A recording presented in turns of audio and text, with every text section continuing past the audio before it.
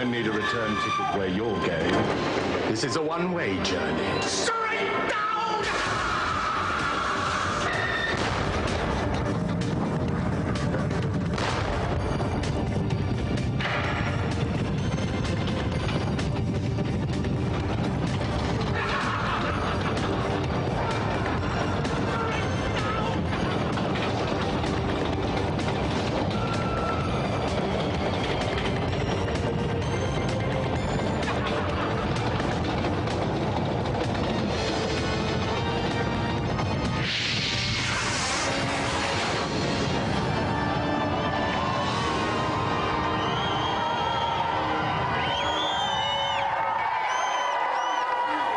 Hi there. Here at Gamescrafters, we can offer you 2 pairs of prescription glasses for the price of fun in less than an hour. So I'd like you to cover up your left eye and focus your attention on our first challenge, to be set by the Gamesmaster. We start the show with a hearty challenge on the golfing game PGA Golf 3. Using the TV golf stick rather than joypad, our challenger has 2 minutes to get the small white ball into the small black hole. Right, let's tee off. So let's go up to the tee and meet Adil Kastandi.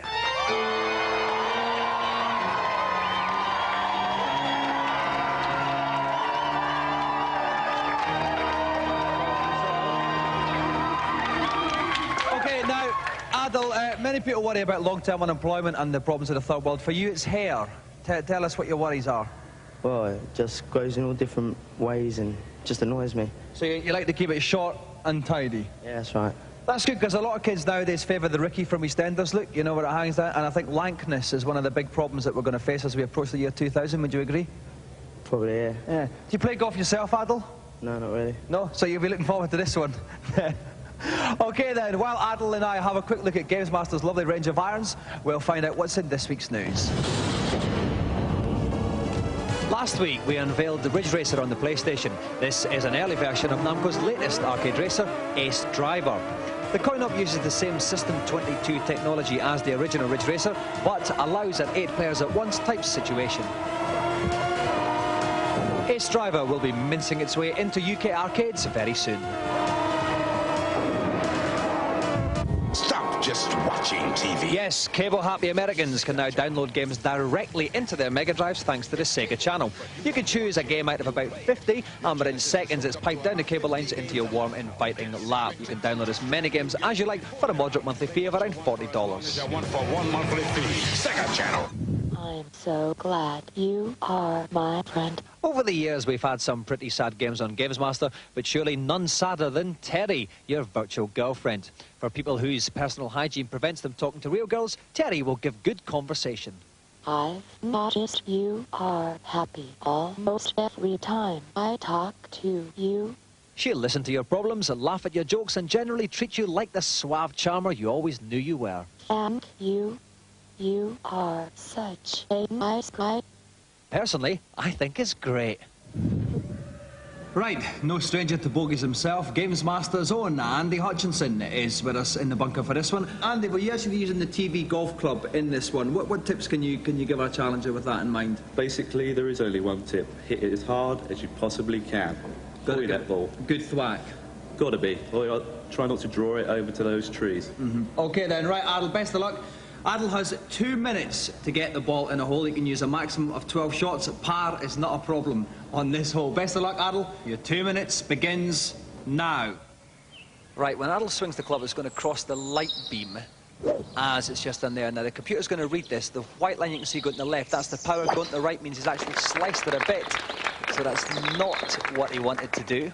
And in a minute, we're going to see exactly how far that's gone. 133 yards. You can see the angle on the map there. Not a terribly good first shot, Hutch. He's got to swipe that club, Dominic. And sure enough, he does. He swiped it again. That's about, again, that's the same. It's about half the power. And he sliced it once more. Is it going to go in the bunker? No, he's going to stay on. He's still on the fairway there. 109 yards. Not terribly good either, Hutch. What would you recommend him doing? Well, I think he needs a caddy. Like Fanny. Nick Faldo's caddy. OK, swings again. 1 minute 15 left. That's a bit better, actually. It was a straight-on one. He hasn't sliced that. He's still on the fairway. 1 minute 9 seconds left. 127 yards. Now he's going to a pitch measure. He's only 74 yards away, Hutch. Well, of course, length isn't important, Dominic. Indeed. OK, he's swung again. Oh, that's a bit puny. Only 25% of power. And he's sliced again. That's a dreadful shot. Into the rough. It only went 32 yards. 43 yards away now, Hutch. What does he need here? He needs a little punch shot. OK, and let's see. Oh, that's a bit more powerful, though. It's probably going to go about 40 yards, but he's hooked that one terribly. And you can see the creases in his pants. He's still onto the green, though. It's gone 52 yards, but he's only quite far from the hole. In fact, he's actually on the fringe, on the edge of the green. He's got about 25 seconds left. He's taking another swing. It's got to be a 39-foot putt, but this is a terrible putt, actually. And he's sliced this putt, which is very difficult to do, actually. And he only went 13 foot there. He's missed. What happened there, Hutch? Yeah, a lack of beam to sense the connection. His stance has all got a pot. He's running out of time here. He's going to have to try and hit this thing. He's got 2 seconds left, 1 second left, a final pitiful pot. And it's still miles away, which means Adol's challenge ends in disaster.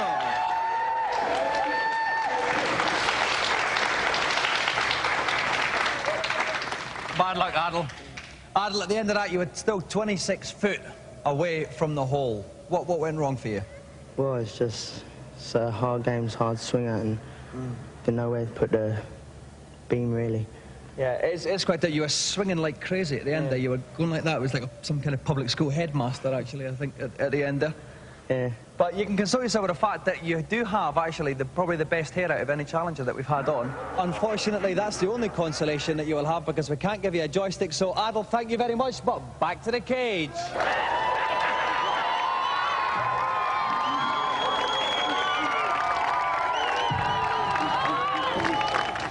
Well, another challenger leaves behind his 15 minutes of fame, with only ridicule from former friends lingering on the horizon. While we bask in this golden thought, let's take a look at this week's reviews. First up, gently caress the Force with Star Wars on Sega's just-released 32X add-on. This Star Wars game is by the same team who put together the Virtua stuff for Sega, like Virtua Fighters and Virtua Racer. And it shows. It's nice, big, blocky polygons, big colours, lots of flashing lights, and very fast, smooth animation. There are 4 levels in the game. The first one starts you out in deep space, just shooting down a matter of 15 ties. The second level, you're flying over the Death Star. In the third level, you're flying through a ship. You've got to destroy its engine when you get to the end of the level. I didn't go on to the 5th level, so I don't know what's there. Sorry. It's also very easy, even when you play it on Mega 32X mod, which is supposedly the hardest setting. You should finish it in a day or so, and it's a little disappointing for that. It is a good demonstration of the graphic power of the 32X, but not the game to buy it for.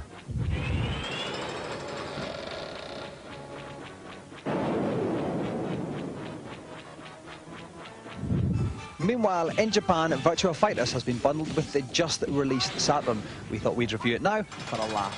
It's been a long time since I've been truly excited by a video game this much. Virtua Fighters sent large dollops of adrenaline charging through my body. It's an excellent conversion. In fact, I prefer it to the arcade game, which I always found slightly sluggish to respond. Really, you must at least get to see this.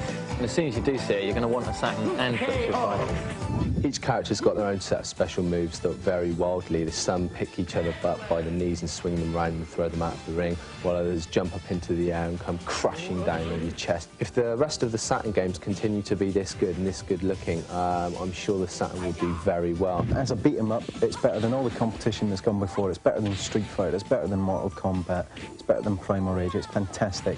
Lots of combos, lots of secret moves, and the most amazing graphics ever seen on a home system. It really is the bee's knees, and certainly worth buying a Saturn for. It's as simple as that.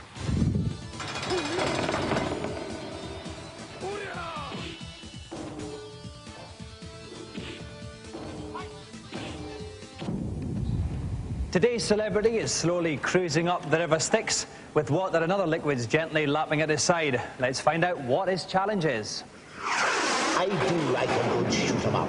And my next challenge on the CDI game Chaos Control should provide just that.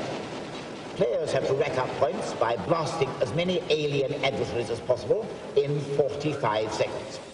It couldn't be simpler. Tonight's celebrity guest is none other than reggae stroke, dance stroke, top 10 crossover legend, CJ Lewis.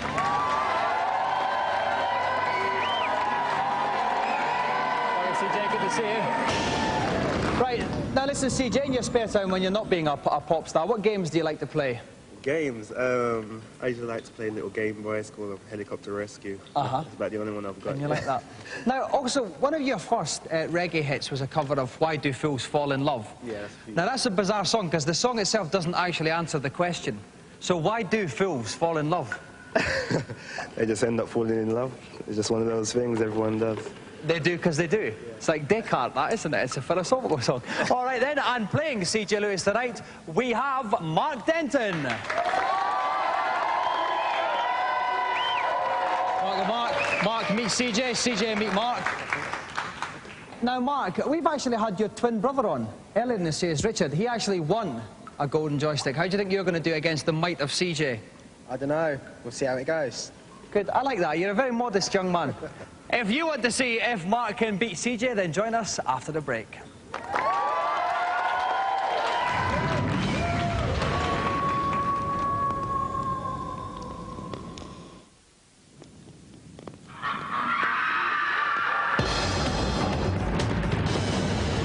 Welcome back. We have CJ Lewis, chart sensation, and Mark Denton, not a chart sensation, but a very nice young man nonetheless, about to do battle on Chaos Control. Helping me prove that two grown men can fit into the same pulpit is Steve Merritt from Mean Machines. Steve, we've got CJ here. What is your favourite sweet for your sweetie? Well, that's an interesting topic, Dominic, but I'm a bit of a marathon man, I reckon.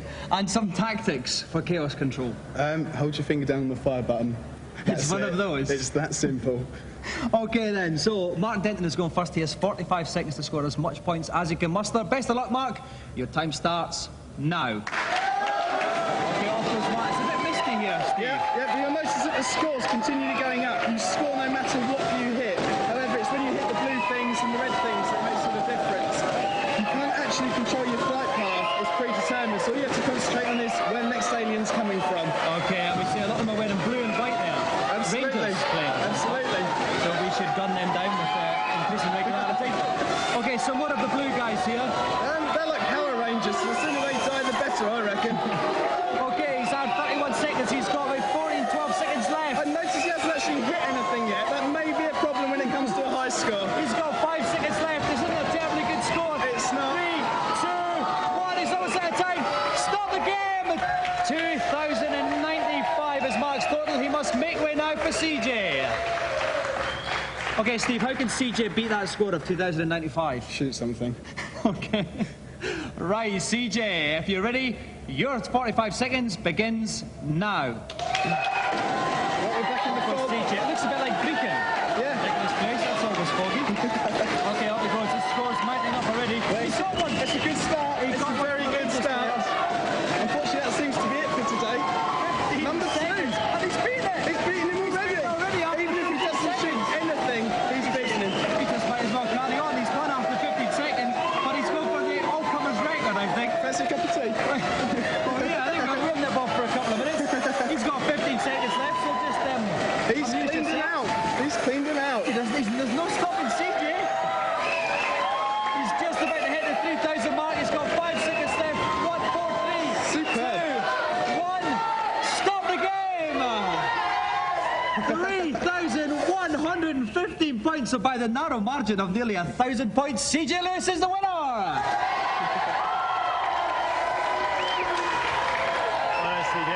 Excellent. Mark, oh dear. You know you get points as long as you stay alive in that. Yeah? And although you got a score of 2,095, you didn't actually hit one thing. What went wrong? And ask me. I don't know. Well, Mark, all I can say is, unfortunately, you didn't match your brother's playing prowess, so it's just back to the cage, Mark Denton. And no, I don't think we should applaud. No applause. No applause, because that was hopeless. Don't. It wasn't good enough for applause. OK, CJ, your performance was excellent. But do you know the guests aren't supposed to win? The guests are supposed to be really bad on the show. So what went wrong? I don't know. I just got into it and it just went from there. I was looking at your face. You were enjoying that a bit much, actually. Yeah, I think I wouldn't mind having a few more goals in there, actually. Could this be a career change for you now? You'll become somebody who goes around and plays shooting down people in blue and white suits? Nah, this will just be for fun. Well, CJ Lewis, you got to number 3 with Sweets of My Sweet, but you got to number 1 on the Gamesmaster Challenge, which means you get the Gamesmaster Golden Joystick.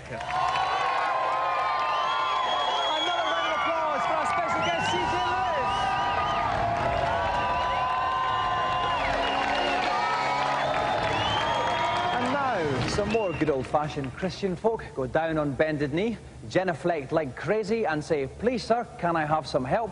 in the consultation zone. Hello, and welcome to my agony column for confused games players. Who's first to make me suffer? Gamesmaster, I'm a bit short-sighted and find it difficult to see what's going on Super Stardust on the Amiga. Is there any way of making it bigger for me? No, but I can give you tunnel vision. Enter this code. CESUQAAQFFX, and you'll start the game at the first tunnel level, which, for everyone else, looks like this. Next time, go to your optician before pestering me. Nurse, bring me another. On Psycho Pinball on the Mega Drive, I prefer to play the bonus table, but it is so hard to get to. Help me, please. Haven't you anything better to do? While on the main table, pause the game and enter BABBACAC. This will take you straight to the sub-game. Subnormal, more like. Who's next for community care? Gamesmaster, a few weeks ago you said there were some secret levels on Earthworm Jim, known as the Dark Rooms. How do I get to them? No, I think you'll find it was actually Mr. Diamond who said that. But as the universe's games brain, I can tell you where they are myself. On lab level 5, jump into this easily missed box, and you'll find enlightenment in the Dark Rooms. All clear now? Thanks, Gamesmaster. Have I suffered enough? I think so. I'll be on the couch with my joystick if anyone needs me.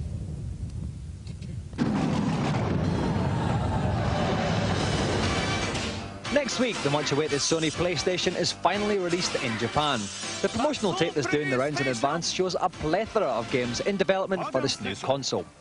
Because this is Japan, there's plenty of simulations of traditional Japanese games like Mahjong and Pachinko. Well, they seem to like them. There are predictable conversions of games from other systems like Parodius. And because this is a brand new machine, there are plenty of highly original beat-em-ups. And of course, RPGs, which Japanese blokes and birds go mental over. Quite what this game is about, none of us knew, but we like it. This is an early version of wacky driving game Toon Toon Racer, which is like the illegitimate offspring of Mario Kart and Stunt Race FX. Metal Jacket involves wandering around the city, dispatching of robots in time-honoured fashion.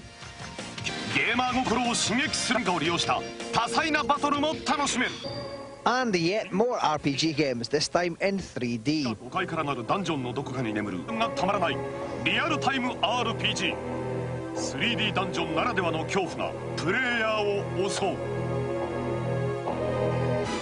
But the flagship game will be Toshinden, which doesn't look at all like Virtua Fighters. Oh no.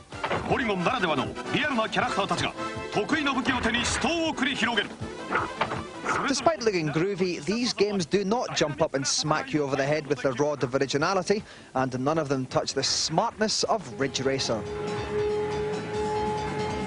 However, by the time UK punters get their hands on this in autumn 1995, Mr. and Mrs. Much Better Games will have come to call.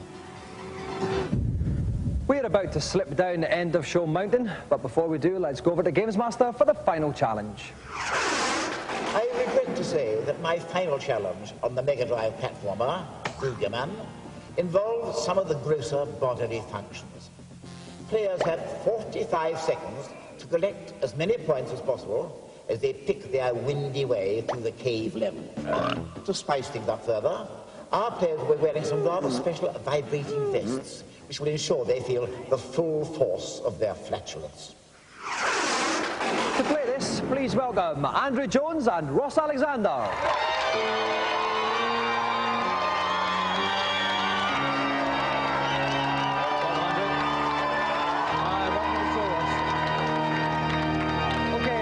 Andrew, you've got a little part-time job to help pay for your games playing habit. What is it? Tomato picking. And what sort of skills make a good tomato picker? Stamina, really, to put up with the boss. Oh, is it? Is he not terribly good, no? No. What's his name?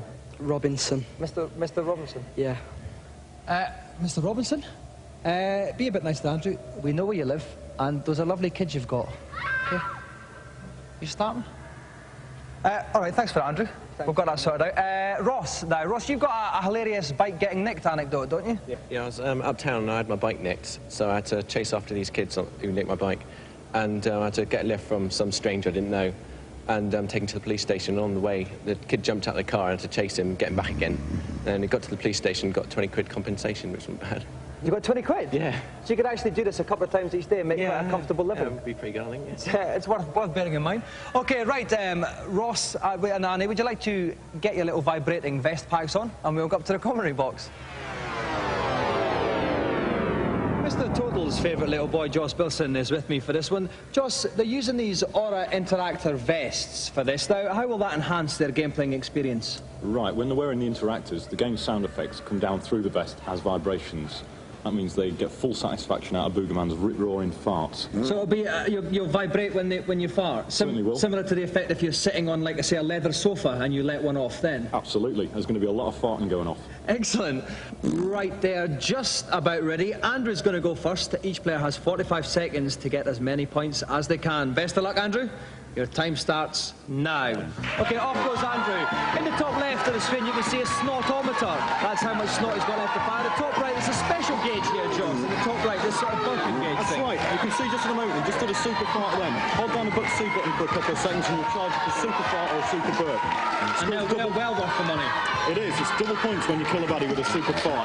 OK, 21 seconds gone, 1,400 points gone. Not a bad start, Joss. It's not bad. We're looking at 3,000 to 4,000 points for a very good score. It's Cape's yellow, though, now. Oh, super burp. There's a good burp. He missed a bit there, though.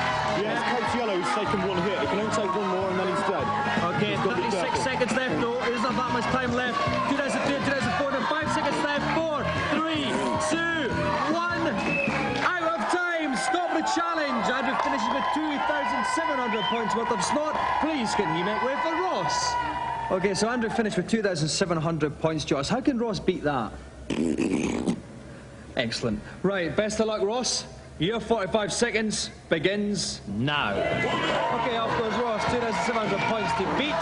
And nice little gentle nose flick for that one, little bogey there, Joss. He's taking another hit, He's doing Joss. well, but he's just taken a hit. He's got to be very careful not to take any more. OK, 800 points, 14 seconds gone. He's been hit again, and this is curtains. This is absolute cuts for Ross. He dissolves, which means that Andrew is the winner.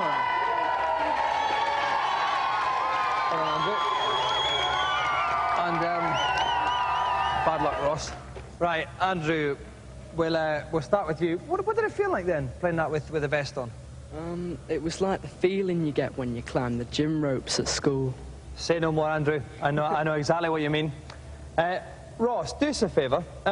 This is the stopwatch I use to time the challenges, right? This is stopped after yours finished. Tell us, what time does that say? 15 seconds. Sorry, say that again, Ross? 15 seconds. Sorry, I can't quite hear you. Quite loud? 15 seconds. 15 seconds, and that was all you lasted, Ross. Why? Well, the bottom burp was vibrating so much with the vest, I just lost my grip. So. And again, I can completely sympathise with that. Thanks very much for joining us, Ross, but you don't get the joystick because Andrew gets Gamesmaster's golden joystick. And let's have another round of applause. Andrew and Ross.